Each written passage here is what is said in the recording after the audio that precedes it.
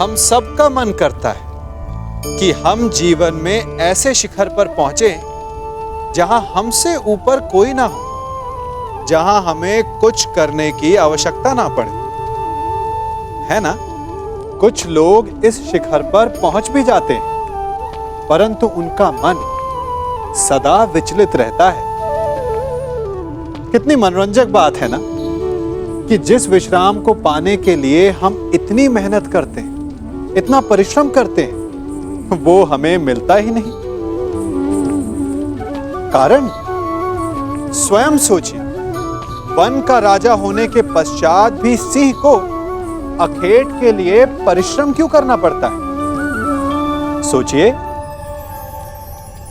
मैं बताता हूं, क्योंकि राजा होने का अर्थ ये नहीं कि वो सदा सोता रहे और मृग स्वयं उसके समक्ष आकर कहेगा कि आइए महाराज, मुझे खाकर अपनी भूख मिटाइए। तो समझ लीजिए, कार्य आपके परिश्रम से संपन्न होते हैं, केवल कामना से नहीं। यदि आप नीचे हैं तो सदा स्मरण रखें कि आपका परिश्रम ही आपको ऊंचाइयों पर ले जाएगा, और यदि आप ऊंचाई पर हैं तो वहां पर भी रहने के लिए आपको निरंतर परिश्रम करते रहना होगा। अर्थात परिश्रम से मुक्ति नहीं है, क्योंकि परिश्रम ही जीवन है। कैसे करूं उस वासुदेव का अंत? कैसे?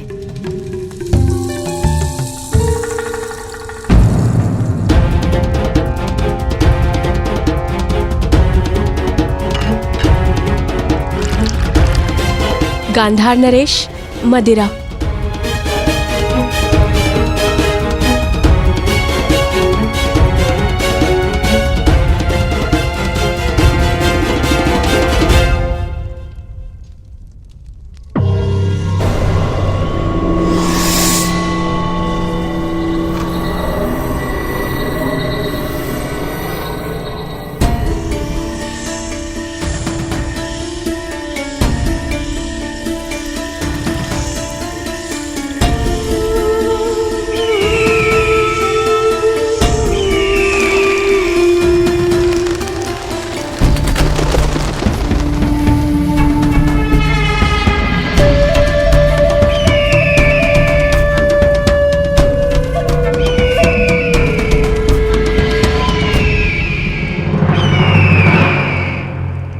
किसी प्रकार मैं इस वासुदेव का अंत कर दूं तो पांडव निसहाय हो जाएंगे, और फिर मेरे प्यारे सम्राट दुर्योधन के विरुद्ध खड़े होने का साहस किसी में नहीं होगा, किसी में नहीं। हाँ?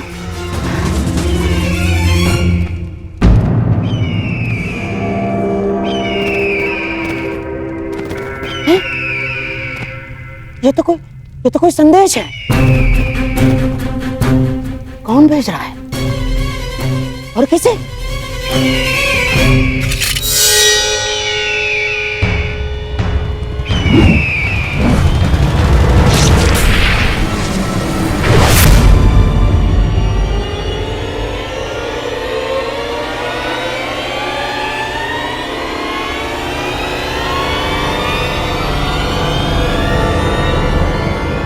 संदेश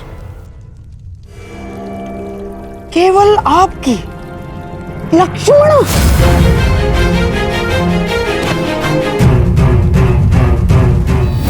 क्या है ये? क्या है ये? तुम्हें ज्ञात भी है तुम क्या करने जा रही थी? हैं? कृष्ण का पुत्र सांब और दुर्योधन की पुत्री लक्ष्मणा। असंभव है ये, असंभव है ये, तुम्हारा दोनों के साथ असंभव है। तुम्हें ज्ञात भी है इसका परिणाम क्या होगा बच्चे? हैं? ज्ञात है तुम्हें इसका परिणाम क्या होगा? महाविध्वंस हो जाएगा बच्चे, महाविध्वंस।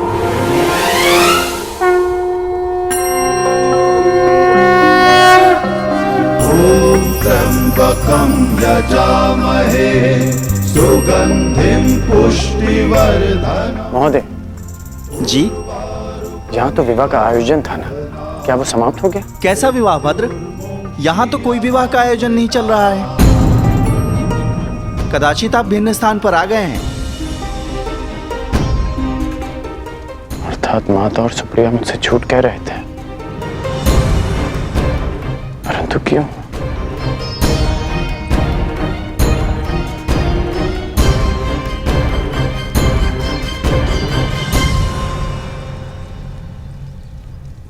ये तो अनुच्छून का मित्र है।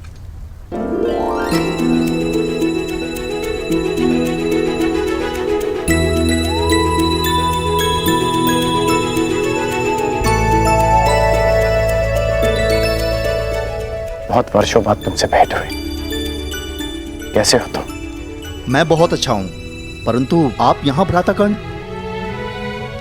मैं अपने पुत्र ऋषियन की खोज कर रहा हूँ। मुझे किसी ने बताया था कि वो इस मंदिर में किसी के विवाह में सम्मिलित होने आया है। वो आपको यहाँ नहीं मिलेगा भ्राताकर्ण। वो सदा अपने प्रिय स्थल पर होता है। प्रिय स्थल? वृषसेन! कहाँ हो वृषसेन? पुत्र कहाँ हो तुम? वृषसेन!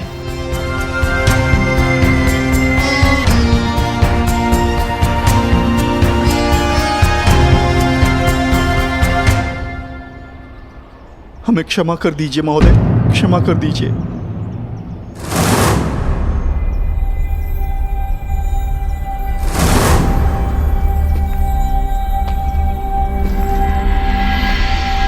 ऐसा करने से पहले तुम्हें इसके परिणाम को सोच लेना चाहिए था। अनेक मनुष्यों ने तुमसे इसी प्रकार निवेदन किया होगा, परंतु तुम दुष्टों ने कभी किसी की याचना सुनी? कौन है ये सब और किस बात की क्षमा मांग रहे हैं? और ये कौन है? हर बार तुम लोगों को एक और अवसर दिया गया, परंतु तुम लोग फिर भी नहीं सुधरे और इसी कुमार्ग पर चलते रहे। परंतु अब समय आ गया है कि तुम्हें तुम्हारे कर्मों का फल भुगतना ही होगा। मैंने तुम्हें साक्ष्य समेत पकड़ा है। अब तुम नहीं बच सकते। नहीं महोदय, ऐसा न करें महोदय, ऐसा न करें, हमें क्षमा कर दीजिए। लूटा हुआ धन हम पुनः स्त्री को लौटा देंगे, पर हमें क्षमा कर दीजिए प्रभु, हमें क्षमा। लूटा हुआ धन लौटा देने मात्र से तुम्हारे पापों का प्रायश्चित नहीं हो जाएगा दुष्टों। सर्वप्रथम उस पीड़ित महिला से क्षमा की भीख मांगो, अन्यथा मृत्यु के लिए तैयार हो जाओ। नहीं नहीं, हम क्षमा मांग लेंगे, हम क्षमा मांग लेंगे।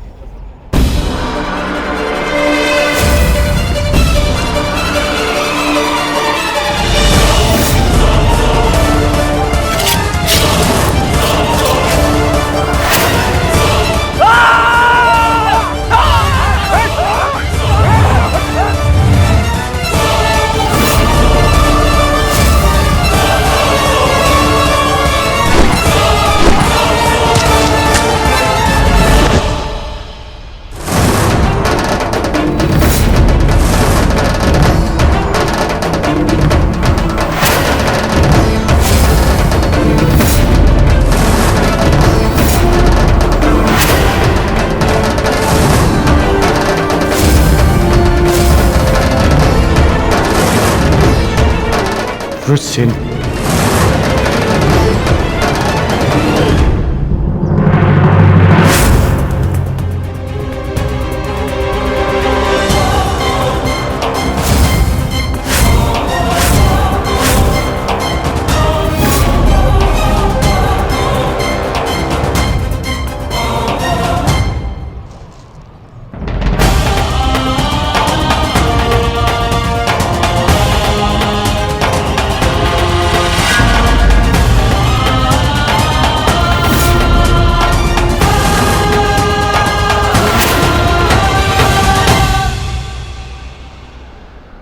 मित्र, उस स्त्री को उसका धन लौटा दो और इन शवों को भी अंतिम संस्कार दे दो। हमारा मंतव्य यहाँ पूर्ण हुआ। जिनसे मिलना था उनसे मिल चुके। अब ना किसी से मिलना शेष है और ना किसी को उत्तर देना।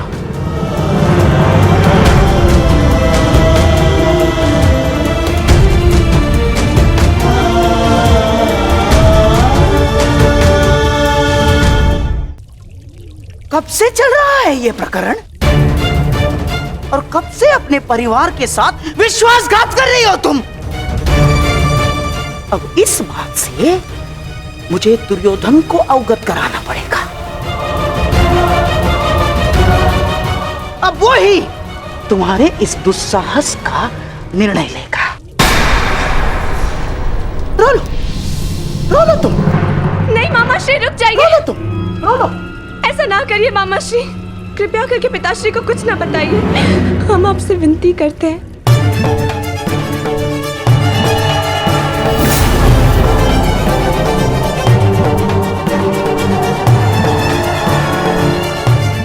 हमें क्षमा कर दीजिए मामा श्री, आपका भरोसा तोड़ने के लिए हम क्षमा चाहते हैं।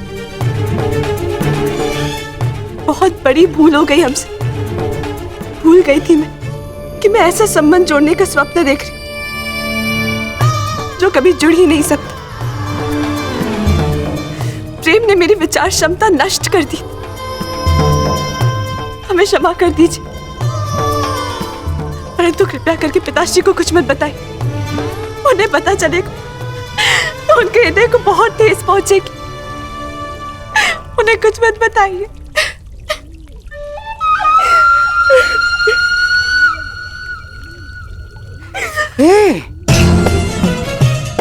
अच्छी ना, तुम आओ। क्या बैठो।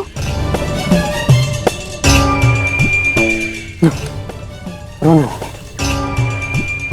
लक्ष्मणा, देखो, मुझे क्रोध तो आया था मुझे क्रोध, परंतु तुम्हारे अश्रुओं ने मुझसे कह दिया कि तुम सांब से अत्याधिक प्रेम करती हो। हाँ, ठीक है। अब मुझे ही कोई मार्ग ढूंढना पड़ेगा इससे बाहर निकलने का।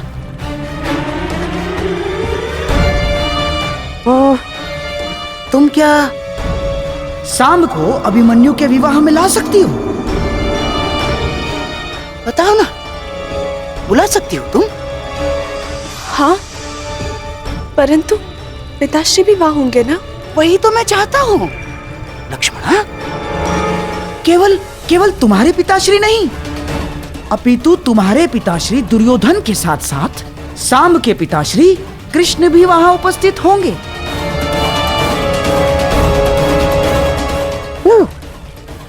अर्थात तुम्हारे विवाह के विषय में कुछ प्रस्ताव उपस्थित करने के लिए दोनों के पिताश्री वहां होना आवश्यक है कि नहीं?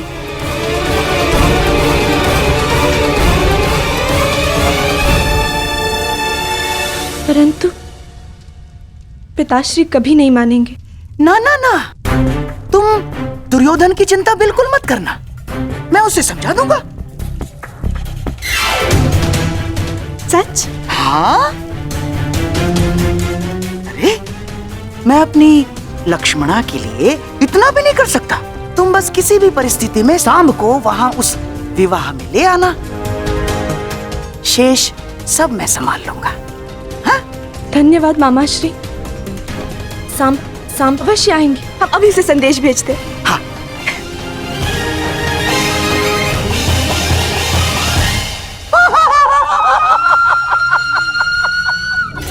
चलिए कृष्ण, अब आएगा आनंद। मेरी अगली चाल के लिए तैयार रहना। तो इस बार तुम्हारी पराजय निश्चित निश्चित। पुत्र मैं हूँ, मैं तुम्हारा पिता। तुमने मुझे पहचाना नहीं, परंतु मैंने तुम्हें देखते ही पहचान लिया।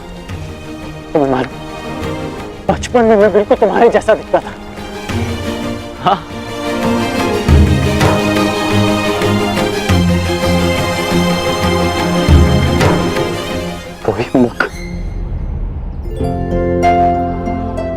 शरीर जैसे मेरा ही प्रतिबिंब हो।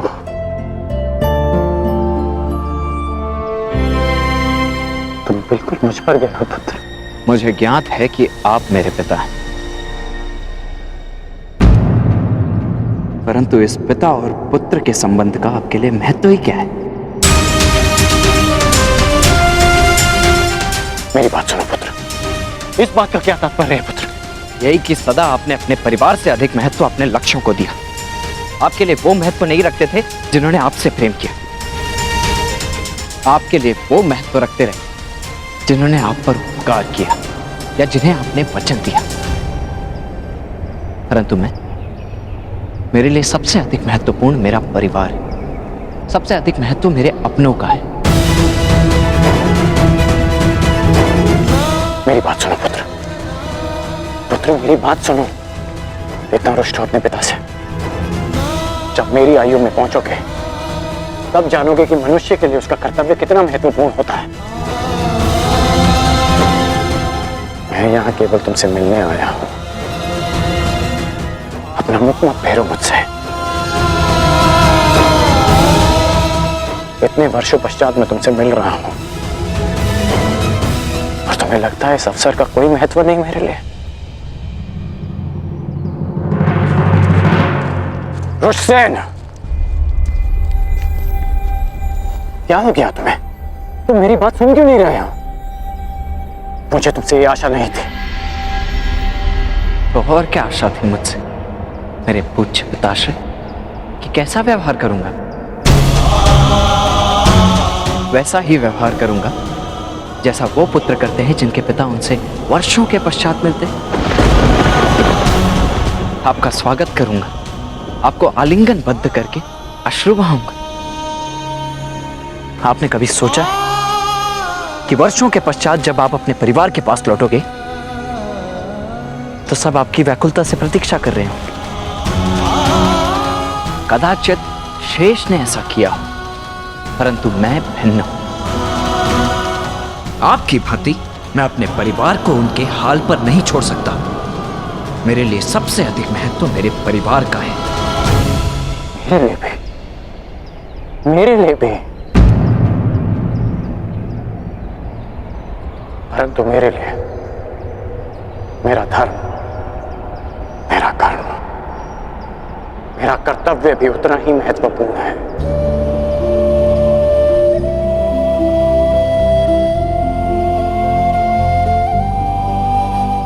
मैं आया था पुत्र, परंतु मैं तुमसे मिल नहीं पाया। वो हस्तिनापुर की ओर से दिग्विजय के लिए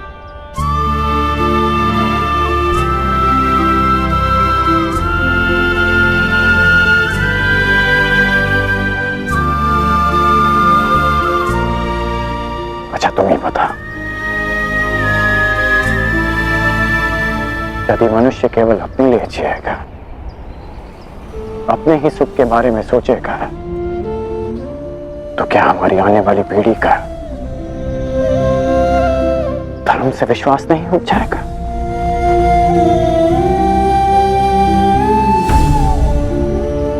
हमें इस समाज के उज्जवल भविष्य के बारे में सोचने का कोई अधिकार नहीं जब तक हम अपने पारिवारिक समस्याओं से ऊपर उठकर समाज के बारे में ना सोचें, समाज के लिए अपना धर्म पूर्ण ना करें। पुत्र, जीवन स्वार्थ नहीं, परमार्थ है।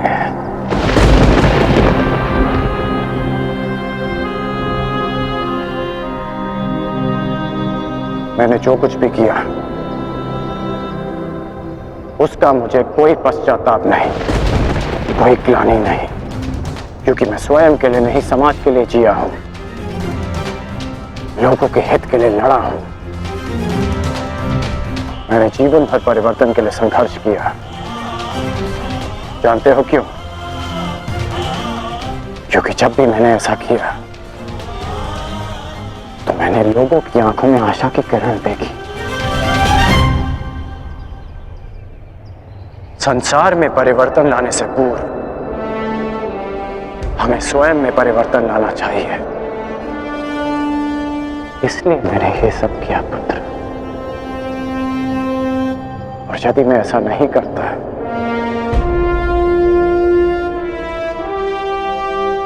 तो तुम आज एक सूत पुत्र होकर हाथ में शस्त्र नहीं उठा पाते।